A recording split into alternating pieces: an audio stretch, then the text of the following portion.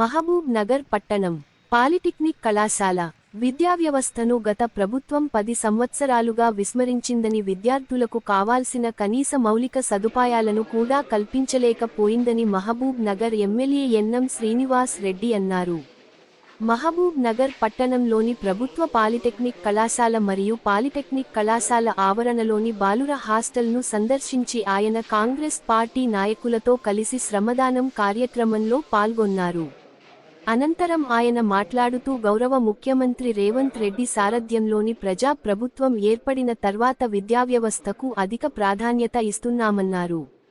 Hostel విద్యార్థులకు 40% diet ఛార్జీలు పెంచి వారికి బలవర్ధకమైన ఆహారం అందించడంతో పాటు విద్యావ్యవస్థ బలోపేతానికి 11,000 ఉపాధ్యాయుల నియమించడం జరిగిందని ఆయన స్పష్టం చేశారు. మహబూబ్ నగర్ను ఎడ్యుకేషనల్ హబ్గా అభివృద్ధి చేయుటకు నిరంతరం కృషి చేస్తున్నామన్నారు. ఈ కార్యక్రమంలో municipal chairman Anand Goud, vice chairman Shabbir Ali, MUDA chairman Lakshman Yadav, గ్రంథాలయ chairman Mallu Narasimha Reddy, municipal commissioner Maheshwar Reddy, polytechnic principal Mohan Babu, hostel warden Govardhan, block Congress అధ్యక్షులు సుధాకర్ రెడ్డి, నాయకులు అజ్మత్ అలీ, మల మరియు కౌన్సిలర్లు తదితరులు పాల్గొన్నారు.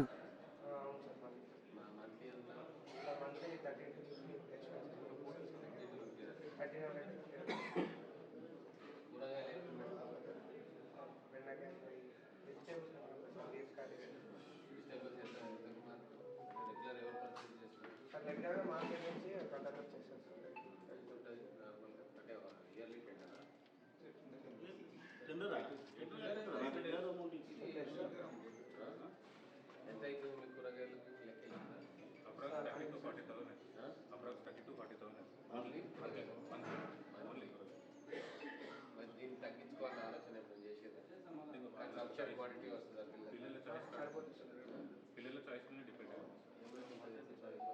అంటే వాళ్ళు ఏది కర్రీ మనకు మెనూలో డిసైడ్ చేసినా అంటే మెనూ ఇష్టం కదా మామూలు ఆలుగడ్డ, మన ఆకుకూరలు, మోడింగా అదే తోటకూర ఉన్నారు. వాటర్ కిచెన్ గార్డెన్ మొత్తం ఏరియా సంవత్సరానికి సరిపడే కూరగాయలు ఇక్కడ నుంచే రావాలి. మీరు అది సేవ్ చేసుకొని దాన్ని మీరు ఎగ్స్ తీసుకుంటారా, ఎక్స్ట్రా చికెన్ అవకాశం ఉన్నప్పుడు ఎక్స్ట్రా విద్యార్థులతో ఇళ్ళతోనే అప్పుడప్పుడు వాళ్ళకి ట్రైనింగ్ అవుతుంది. డ్రైనేజ్ లైన్ ఉంటే ఏమవుతుంది, ఇంకో దగ్గర పెడుతుంది. 36 ఎకరాలు పెట్టుకొని ఇస్తాకు చెప్పారు. డ్రైనేజ్ లైన్ ఉంటే పక్కన మొత్తం అడవే కదా. 1 acre క్లియర్ చేసి ఇస్తా with water facility. Me tree కూరగాయలు అక్కడ పట్టించుకోండి. 2-3 విద్యార్థులను అపాయింట్ చేయండి. ఒకవేళ వాళ్ళకి తెలియకుంటే అగ్రికల్చర్ ఆఫీసర్ని తీసుకొచ్చి చెప్తా ఏమేమి చేయాలి, ఎట్లా చేయాలి, సీజన్ ఎట్లా ప్లాన్ చేసుకోవాలి. ఎందుకు రాలేదు ఈ ఆలోచన నాకు వచ్చింది. కానీ మీకు ఎందుకు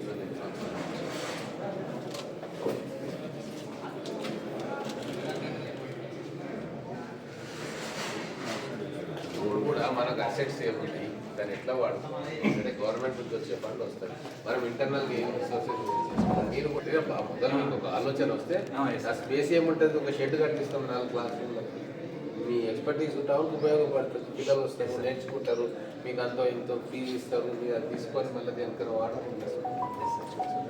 ప్లాన్ సార్ మీరు ఆలోచన చేస్తే మీరు రావాలి. ప్రపోజల్ సివిల్ డిపార్ట్మెంట్లో ఐఆర్టీ జనరేషన్ కోసం టెస్ట్ చేస్తాం సార్.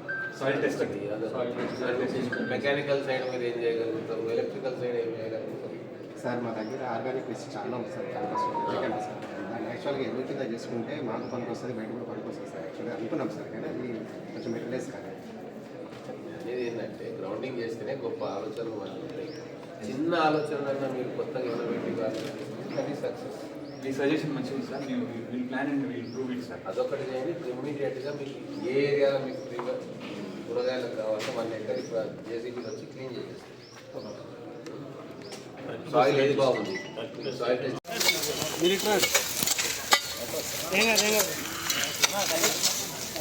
ఇట్లా గీరు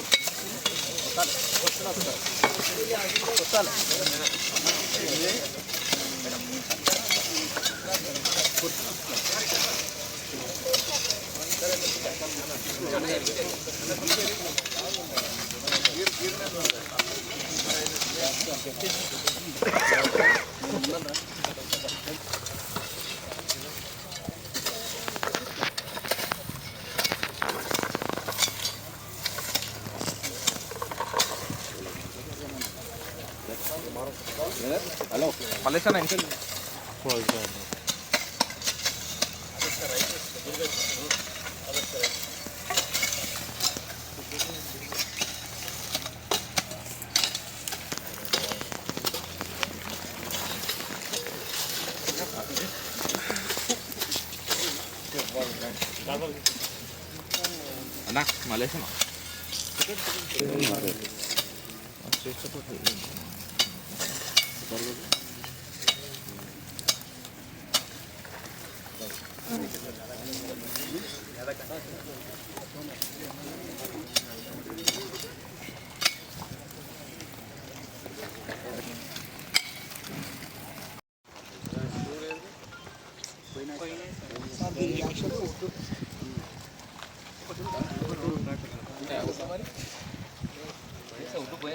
సార్ యాక్చువల్గా వద్దుంటే నడుచుకుంటూ పోయి ఏడ దొరుకుతాయి మరి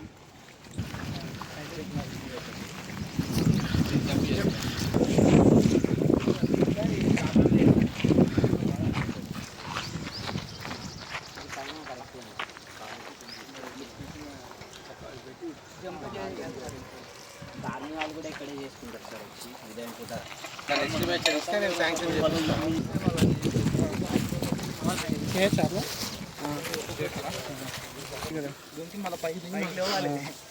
దీనిలోకి దింకా ఎక్కాలా అక్కడి నుంచి ఇక్కడ ఇక్కడ నుంచి దీనిలోకి పడనా అన్నా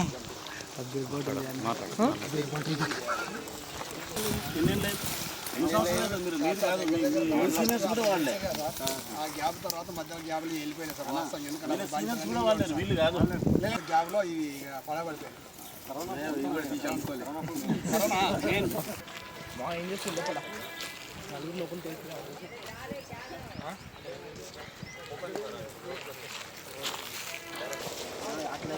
అవుట్డోర్లో వచ్చినప్పుడు వీడియోలు తీయండి, వీడియోలు తీసి మాకు పంపించండి, నేను వేసుకుంటాను. ఏంటి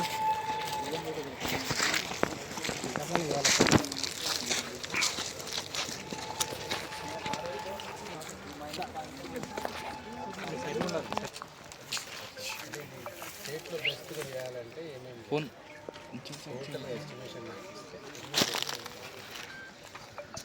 అబ్స్టకిల్స్ తర్వాత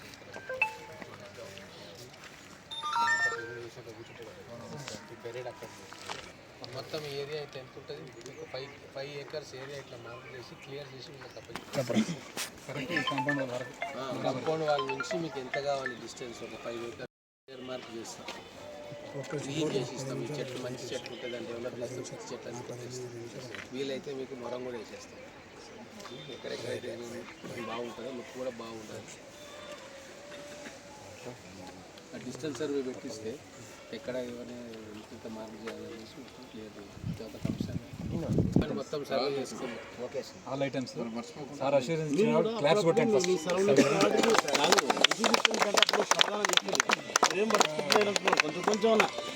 ఈసారి వెళ్తామన్నా టీచర్లు చెప్తే మళ్ళాంటి వాళ్ళకి చెప్తే చేస్తారు. ఇప్పుడు స్టార్ట్ అయింది కదా, స్టార్ట్ చేయండి కొద్దిగా సార్ వాడదాం. Rachala very good. మీది నారాయణపేట. మీదమ్మా మీది బాబు మీది బాబు లెఫ్ట్ కనపడుతుంది. మహబూబ్ నగర్లో మొట్టమొదటి education institution government polytechnic college 1954లో మొదలైంది. దాదాపుగా 70 సంవత్సరాలు పూర్తి చేసుకుంటాం. మంచి క్యాంపస్, 32 ఎకరాల క్యాంపస్ ఉంది.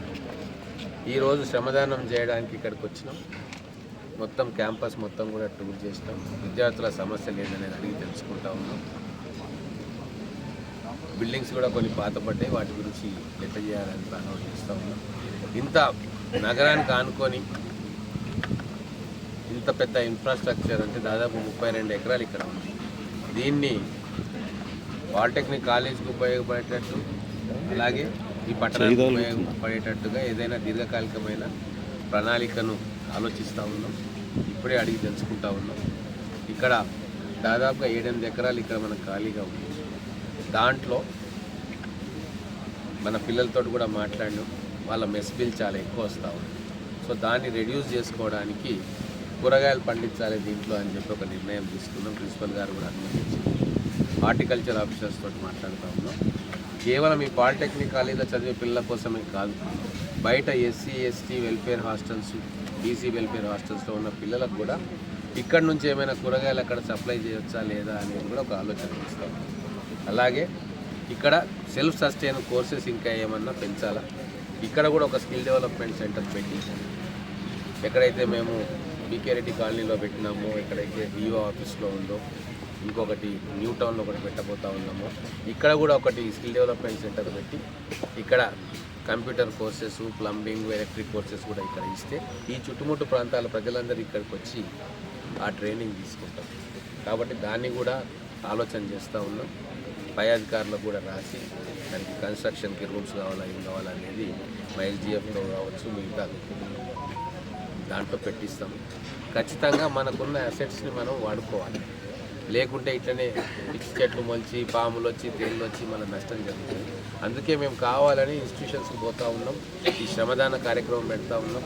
మున్సిపాలిటీ వారు, చైర్మన్ గారు, కమిషనర్ గారు కూడా మాతో వస్తూ ఉన్నారు.